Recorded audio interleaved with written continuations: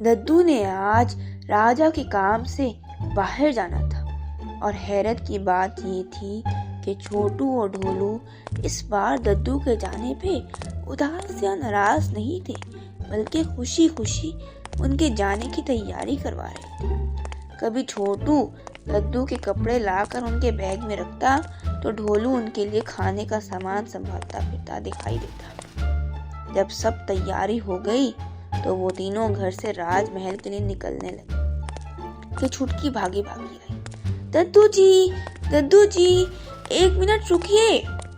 सबने सवालिया नजरों से उसको देखा तो बोली, मैंने मजेदार खाना तैयार कर दिया है, आप खाना खा के जाइए प्लीज, फिर पता नहीं कब खा सकेंगे आप, सफर लंबा है आपका। अरे छुटकी, तुम भी इन दोनों छुटकों के साथ मिली हुई हो? छुटकी हंसी। नहीं दद्दू जी, ये सर इन दोनों का कारनामा है, मैं तो बस आपके ख्याल में कह रही हूँ। दद्दू हंसती है। अच्छा, चलो आओ ढोलू छोटू, पहले खाना खा लें मजेदार सा, फिर चलते हैं राजमहल। वो सब दस्तरख्वां पे आकर बैठ गए और छुटकी खाना लेकर आ गई। सब ने मजेदार सा खाना खाया जो छुटकी ने अपने दद्दू के लिए बहुत प्यार से बनाया था। उसके बाद दद्दू ने छुटकी को अल्लाह हाफिज कहा, उसके सर पे हाथ फेरा और छोटू और ढोलू के साथ राजमहल को चल दिए। रास्ते में बब्बन और दारोगा ने उन तीनों को देखा तो हैरान हो गए। अरे दद्दू, आप जा रहे हैं क्या? हाँ, मैंने आज शहर जाना है। तो क्या ये दोनों भी आपके साथ जा रहे हैं? नहीं तो फिर ये दोनों इतने खुशबाश क्यों फिर रहे? आपके जाने का सुनकर ही इनके इतने लंबे मुंह लटक जाते हैं। दद्दू उनकी बात सुनकर हंस पड़े। छोटू और ढोलू ने मुंह बनाया और फिर वो लोग राजमहल को चल पड़े। राजमहल पहुंचे तो राजा उन सबको देखकर मुस्कुराए और फिर दद्दू से काम की बातें करने लग गए, जिसके लिए उन्होंने आज शहर जाना था। जब दद्दू और राजा बात कर चुके तो राजा ने भी उनको हैरानी से देखा। हे बच्चों, क्या तुम दोनों भी दद्दू के साथ जा रहे हो? नहीं तो राजा जी, फिर इतने खुशबाश कैसे फिर रहे हो? पहले तो बहुत उदास हुए होते हो। इतनी लंबी चौड़ी फरमाइशी लिस्ट जो लिख डाली इन्होंने मुझे, शहर से फलां चीज लाएं, खुश ना हो तो फिर क्या हो ये मेरे जाने पे? राजा हंस पड़े। अच्छा, तो ये बात है, क्या क्या है लिस्ट में, जरा हमें भी तो बताएं ना। कोई वीडियो गेम सर पर सवार है इनके, और बैट बॉल और गाड़ियां और पता नहीं क्या क्या। सही, ये कोई वीडियो गेम कोई नई चीज लग रही है।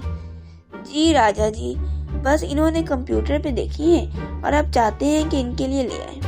सही। थोड़ी देर बाद दद्दू, छोटू और ढोलू को और राजा को अलविदा करके शहर को चल दिए। शहर में दद्दू को 4-5 दिन रहना था। 4 दिन तो राजा के काम में ही लग जाने थे और आखिरी दिन बच्चों की फरमाइशें पूरी करने में। दद्दू अपने काम तेजी से निपटा रहे थे कि जल्द अज जल्द घर पहुंच जाए। सूरज निकलते साथ उठ जाते, सारा दिन भाग दौड़ में गुजरता और फिर रात को थक हार के सो जाते। जबकि सनक घर में दद्दू के बगैर छोटू और ढोलू उदास तो थे ही, साथ में सनक घर की बाकी आवाम भी उदास हो गई थी, क्योंकि इस बार दद्दू बहुत ज्यादा दिनों के लिए शहर गए थे। छोटू ढोलू उदास तो थे, लेकिन उनकी उदासों पर तोहफों की खुशी गालिब आ जाती थी। लेकिन अब इंतजार की हद बढ़ती जा रही थी। अब दोनों ज्यादा उदास होने लगे थे। आखिर को 4 दिन गुजर ही गए और 5वें दिन का सूरज टलू हुआ। आज दद्दू को घर वापस आना था। छोटू और ढोलू सुबह सवेरे ही उठ गए। जल्दी से नाश्ता करने के बाद छुटकी आपी की मदद से घर साफ करने लगे, ताकि दद्दू साफ सुथरा घर देखकर खुश हो जाए। उसके बाद उन्होंने अपने स्कूल का काम भी मुकम्मल कर लिया और थोड़ी ही देर के इंतजार के बाद दद्दू आते दिखाई दिए तो उन दोनों के चेहरों पे खुशी की रमक आ गई। दद्दू भी उनको देखकर खिल उठे और मुस्कुराने लगे। उन दोनों को आकर ढेर सारा प्यार किया। सारा सनक घर ही दद्दू से मिलने आ गया। सबसे मिल मिला के दद्दू पहले राजमहल गए और उनके सारे कामों की उनको तफसील बता दी और उनको चंद कागजात और फाइल्स वगैरह भी दे दी। राजा दद्दू के काम से मुतमईन हो गए और उनकी तारीफ करने लगे। रानी उन दोनों के लिए शरबत बना के ले आई तो राजा बोले, दद्दू ने इतना अच्छा काम किया है, इनकी दावत कर लेनी चाहिए अच्छी सी। दद्दू मुस्कुरा दिए और कहा, करम नवाजी है आपकी, वरना हम कहाँ हैं इस काबिल। चले अच्छा है, मैं अब बहुत मजेदार सा खाना बनाती हूँ और चाय और लज़वाज़मात लेकर आती हूँ। नहीं, बच्चे घर में इंतजार कर रहे हैं रानी जी। बहुत शुक्रिया, फिर कभी। तो आप उन तीनों को भी यहीं बुलवा लीजिए। राजा जी आपका बहुत शुक्रिया। आपको बताया था ना कि उन्होंने एक लंबी सी फरमाइशी लिस्ट बना के दी है, अब वो उसी का इंतजार कर रहे हैं। पहले ही बेचारों ने बहुत इंतजार कर लिया, अब मजीद इंतजार करना पड़ा ना तो खफा हो जाएंगे। राजा हंस दिए। चलें जी, ठीक है, आज आप बच्चों के पास जाएं, फिर आपके लिए दावत हम 1-2 दिनों तक प्लान करते हैं। जी जी ठीक है, बहुत शुक्रिया राजा जी, आपका बहुत शुक्रिया। दद्दू दोबारा घर लौटे तो छोटू, ढोलू और छुटकी के साथ साथ सनकगढ़ के ढेरों बच्चे मौजूद थे, जिनको छोटू और ढोलू के नए नए खिलौनों को देखने का बहुत शौक था। दद्दू ने उन सबको पुकारा, हाँ जी प्यारे बच्चों, मैं आ गया हूँ, अभी आपको तोहफे देता हूँ। उसके बाद दद्दू ने अपना बैग खोला और एक एक करके उसमें से चीजें निकालने लगे। सबसे पहले जो निकाला वो बैट बॉल था। सब बच्चे बहुत खूबसूरत बैट बॉल को देखकर बहुत खुश हो गए, क्योंकि उन सब ने मिलकर ही उनसे खेलना था। अब छोटू और ढोलू फिर इश्तियाक से दद्दू को देखने लगे। अब के दद्दू ने खूबसूरत खूबसूरत सी गाड़ियां निकाली। दद्दू को मालूम था कि सब बच्चे ही आ जाएंगे, इसलिए उन्होंने सारे बच्चों के लिए एक एक गाड़ी ले ली थी और हर बच्ची के लिए एक एक गुड़िया। सब बच्चे तोहफे लेकर बेहद खुश हो गए। अब छोटू और ढोलू को जिसका इंतजार था वो भी दद्दू ने आखिर निकाल ही लिया। सब बच्चे ही बहुत इश्तियाक से उसको देखने लगे, क्योंकि वो बिल्कुल एक नई ही चीज थी। कुछ देर बाद सब बच्चे अपने अपने घरों को लौट गए और सिर्फ दद्दू, छुटकी और छोटू ढोलू ही रह गए। छुटकी ने सबके लिए मजेदार खाना बनाया था, वो खाना लेकर आ गई। सब ने मिलकर खाना खाया। उसके बाद सब सोने के लिए लेट गए कि कल छोटू और ढोलू ने स्कूल जाना था। अगले दिन छोटू और ढोलू स्कूल गए तो वहाँ भी सारा दिन उनके जहन पे अपनी वीडियो गेम्स ही सवार रही। उन्हीं में दिमाग अटका रहा, सही से पढ़ ही ना सके। स्कूल से छुट्टी होते साथ ही भागते भागते घर पहुंचे और आज खिलाफे मामूल बब्बन की दुकान पे बब्बन और दारोगा से मिलने भी पसंद न किया। बब्बन दारोगा हैरान ही रह गए। उसके बाद घर आकर खिलाफे मामूल कपड़े बदले बगैर अपनी गेम्स उठा के बैठ गए। दद्दू को सख्त गुस्सा आया और वो नाराज हुए तो उन्होंने कपड़े बदले, खाना खाया और सो गए। लेकिन शाम को जब बच्चे उनको खेलने के लिए बुलाने आए तब भी उन्होंने कहीं जाने से इनकार कर दिया और अपनी गेम्स ही खेलने के लिए कहा और सारा वक्त अपनी गेम्स के साथ चिपके रहे। कभी कोई गेम खेलते तो कभी कोई गेम, बल्कि जब बाकी बच्चों ने उनसे कहा कि हमें भी तो दिखाओ, हम भी एक दफ़ा खेल लें, तो छोटू और ढोलू गुस्से करने लगे। नहीं देना। ये बहुत हैरान कुन बात थी, क्योंकि वो दोनों हमेशा अपनी सारी चीज़ें शेयर करने की आदी थे। सब बच्चों ने महसूस किया लेकिन कुछ न बोले। दद्दू को उनकी ये बात बिल्कुल पसंद न आई। आहिस्ता आहिस्ता दिन गुजरते गए। छोटू ढोलू ने बाहर खेलना और मिलना छोड़ दिया, हर वक्त अपनी वीडियो गेम्स पे ही लगे रहते। हत्ता कि पढ़ाई भी मुतासिर हुई उनकी।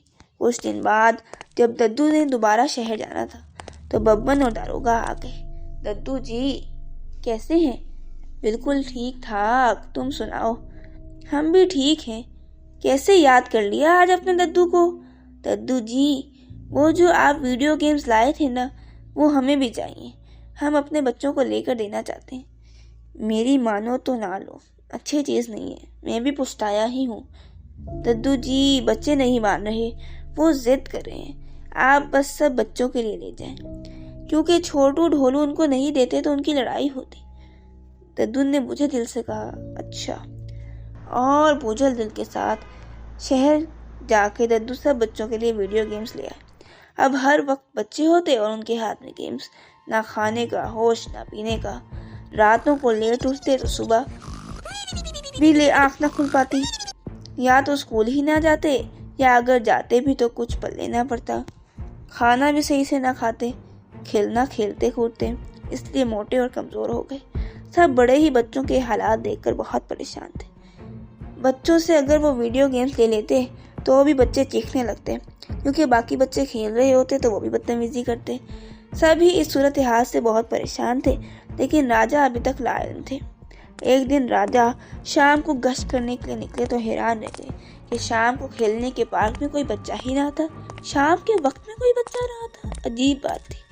उनको ख्याल आया कि शायद चचा आइंस्टाइन के साथ हों, लेकिन वहाँ भी कोई ना था। बब्बन की दुकान भी बेरौनक सी पड़ी थी और बब्बन उदास सा बैठा था। राजा हैरान हुए, मगर किसी से कुछ न कहा और खुद ही तफ्तीश करने लगे। बारी बारी सब के घर गए और जान गए कि मसला क्या है। दद्दू के घर, बब्बन के घर, दारोगा के घर, खान साहब के घर, हर किसी के घर में एक कोने में बच्चे अपनी अपनी वीडियो गेम्स के साथ मगन थे। अभी तो राजा ने कुछ ना कहा, मगर मुनासिब वक्त की तलाश में थे। आखिर को उनको मुनासिब वक्त भी मिल ही गया। स्कूल में मंथली असेसमेंट शुरू हुई। किसी बच्चे ने अच्छा टेस्ट ना दिया, बहुत ही अजीब टेस्ट। आधे से ज्यादा बच्चे फेल ठहरे। सब बड़े रिजल्ट देखकर आग बगोला हो गए और बच्चे भी शर्मसार से थे। राजा तक भी खबर पहुंच गई कि रिजल्ट बिल्कुल अच्छा नहीं रहा। राजा ने सबसे वजह पूछी। किसने कुछ जवाब ना दिया तो खुद ही रीजन बता दी। इसकी रीजन आप लोगों की गेम्स ही हैं। इन्हीं गेम्स ने आपको बिल्कुल फारिग करके रख दिया है। आप लोग हर वक्त इन्हीं में मगन रहते हैं। किसी और का कोई होश ही नहीं है आपको, ना पढ़ाई का ना खाने पीने का। इसलिए पढ़ाई में भी कमजोर हो गए हैं और वर्जिश ना होने की वजह से आप लोग मोटे भी हो गए हैं। लेकिन मोटा कोई हेल्दीपन नहीं है, इसके साथ साथ आप लोग सुस्त और कमजोर भी हो गए हैं। आपकी नजर भी कमजोर हो गई है। आप लोगों को क्या हो गया है? मैं चाहता हूँ कि आप लोग ठीक हो जाएं, फिर से अच्छे बच्चे बन जाएं। छोड़ दें ये सब। राजा ने अभी ये सब कहा ही था, बच्चे भी अपनी गलती जान गए थे। इसलिए सबसे पहले छोटू ने और फिर ढोलू ने अपनी वीडियो गेम्स राजा के पास ला रखी। फिर लल्ला, फिर राधा, फिर छुटकी, फिर हीना, सब बच्चों ने ही लाकर राधा के पास रख दी। राजा ने तालियां बजाई तो सब बच्चे पुरसकून हो गए। फकत 1 महीना ही गुजरा था। बच्चों ने जब से वीडियो गेम्स छोड़ी थी, सारे बच्चों की दोबारा से दोस्ती भी हो गई थी। सनकगढ़ का खेलने का मैदान भी पुररौनक हो गया था। वो सब मिलकर फिर से खेलने लगे थे। उनकी ताकत भी आ गई थी। वो ताकतवर हो गए थे, कमजोर ना रहे थे। मोटापा भी दूर हो गया था और उनकी अगली मंथली असेसमेंट का रिजल्ट भी पिछली मंथली असेसमेंट से बहुत अच्छा रहा था। सब बड़े ही उनसे खुश हो गए थे। इस तरह सनकगढ़ की रौनकें फिर से बहाल हो गई थी।